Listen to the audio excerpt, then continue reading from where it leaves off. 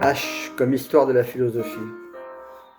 Je dirais c'est une affaire compliquée parce qu'il faut voir que l'histoire de la philosophie engage la philosophie même. De même, je suppose que la plupart des gens pensent que la philosophie est quelque chose de très abstrait, attribué à des spécialistes.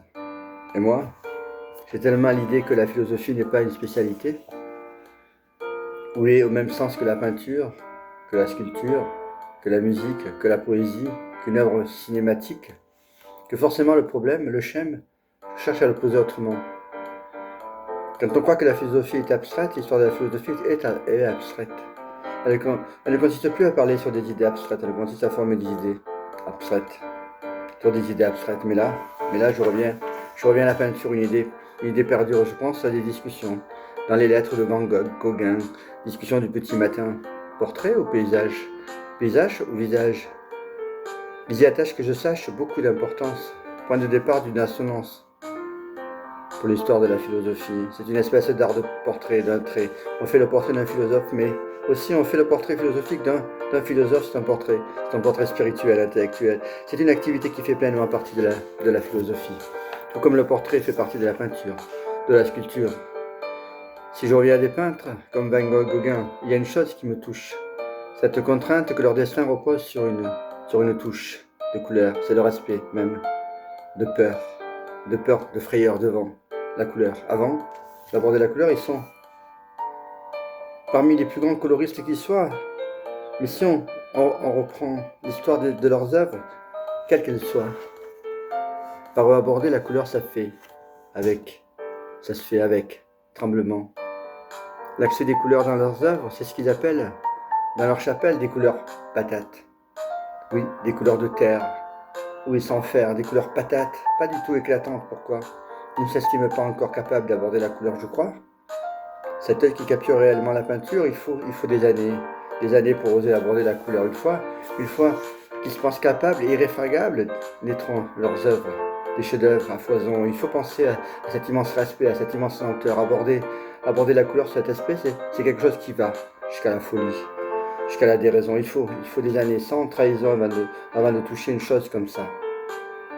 Ce sera choquant si des philosophes rentraient. Ce serait choquant si des philosophes rentraient en philosophie en se disant, eh bien moi, je vais faire ma philosophie. Ce sont des propos de débiles. Très peu d'habiles, ça vaut zéro de dire faire de la philosophie. La philosophie, c'est comme la couleur. Avant d'entrer dans la philosophie, il faut tellement de précautions, de sanctuarisation avant de conquérir la couleur philosophique. La couleur, c'est le concept. Avant d'inventer des concepts, il faut s'enquérir d'un tel travail, sortir de la grisaille. Et moi, je crois que l'histoire de la philosophie, c'est cette lente modestie.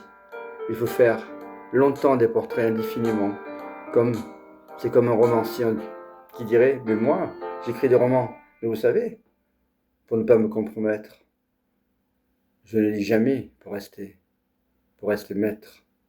Effarante proposition qui revient à dire, je n'ai pas besoin de travailler.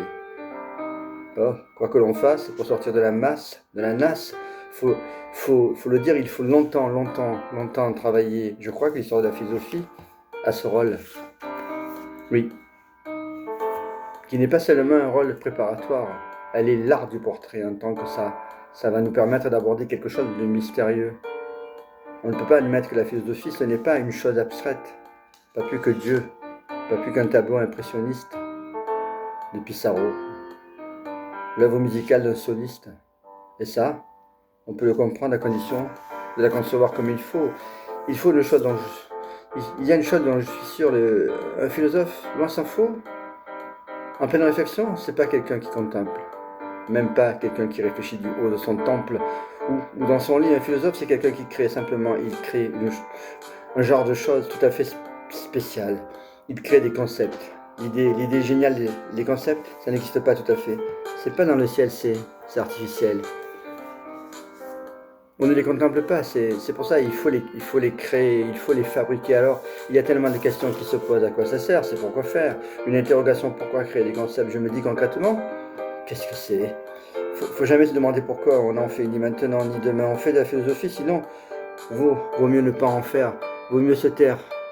Il faut se demander, comme si c'était un chien, qu'est-ce que c'est une idée? Eh bien, un chien, je peux le définir. Et qu'est-ce que c'est qu'une idée? Une idée pour Platon? Alors là, je vais redécouvrir l'histoire de la philosophie. Eh bien, pour Platon, une idée serait une chose qui ne serait pas autre chose, c'est-à-dire qu'elle ne serait pas ce qu'elle est. Alors, ça semble abstrait, très abstrait, non? Prenons un cas qui n'est pas dans Platon. Une mère. Une maman, c'est une mère qui n'est pas que mère, elle est l'épouse de son époux. Elle est elle-même la fille de sa mère. Supposons par exemple une mère qui ne soit que mère. Est-ce que la meilleure mère est une mère qui n'est que mère? Et peu importe que ça existe ou pas. Par exemple, la Vierge Marie, qui ne connaissait pas Platon. Bon, alors on dit une mère qui ne serait que mère, qui ne serait fille d'une autre mère, c'est ça. Alors qu'il faut appeler idée de mère une chose qui n'est que ce qu'elle est. C'est ce que dit Platon lorsqu'il dit « Seule la justice est juste, car seule la justice n'est pas autre chose que juste. » Du coup, on comprend tout. Supposer de telles entités qui ne soient que ce qu'elles sont. C'est ce que Platon appelle idée, et là, en soi, il crée un véritable concept. Ce concept n'existait pas avant. L'idée de la chose, c'est la pureté qui définit l'idée, mais ça reste abstrait. Pourquoi? Si on se laisse aller à la lecture de Platon, tout devient concret. Pourquoi? Qu'est-ce qu'il attend? Ou quoi? Ou quoi qu'il se passe, quoi qu'il fasse, quel qu'il soit donné, il y a des prétendants. Des gens qui disent c'est moi le prétendant. Ils disent la politique, c'est le pasteur des hommes. C'est celui qui prend soin des hommes. Là-dessus, plein de gens disent la politique, c'est moi. C'est moi, le pasteur des hommes. Le commerçant, le médecin, le berger peuvent dire c'est moi le vrai pasteur des hommes. C'est plus concret. Je dis, les philosophes créent des concepts. Par exemple, l'idée de la chose en tant que pure, comme peut l'être une peinture. Le lecteur ne comprend pas pourquoi. Le philosophe crée un nouveau concept, mais s'il réfléchit, il s'aperçoit ou pas que c'est pour la raison suivante. Il y a toutes sortes de rivaux qui s'opposent, qui prétendent à la chose, et que le problème de Platon, c'est sûrement comment sélectionner les prétendants. Comment les prétendants peuvent découvrir les prétendants parmi les prétendants, lequel est le bon.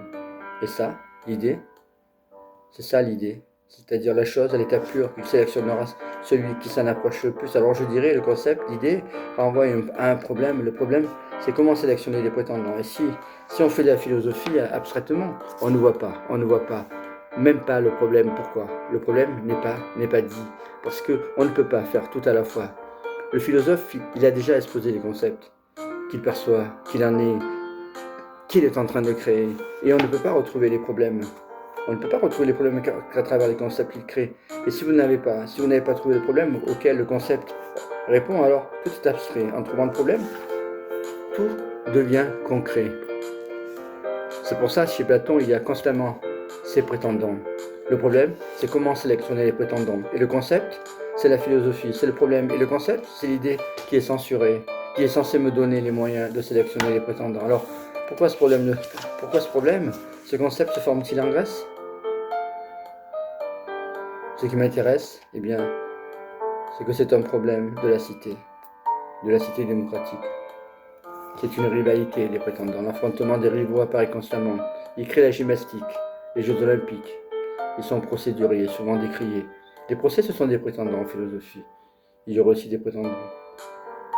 La lutte de Platon auprès des sophistes. L'ennui, c'est que les sophistes sont des prétendants à quelque chose. Donc, ils n'ont pas droit. Quel est le droit ou le non-droit de prétendants? C'est aussi amusant qu'un roman.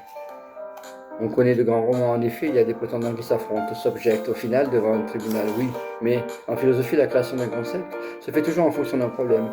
Si on n'a pas trouvé le problème, on ne comprend pas vraiment pourquoi la philosophie, elle reste abstraite, muette. Faire de l'histoire, de la philosophie, c'est restaurer les problèmes. Du coup, découvrir, redécouvrir de nouveaux concepts. L'histoire de la philosophie enfuit les concepts comme si ça allait de soi. Comme si ces concepts n'étaient pas de fait créés. Et là, en soi, il y a une ignorance totale.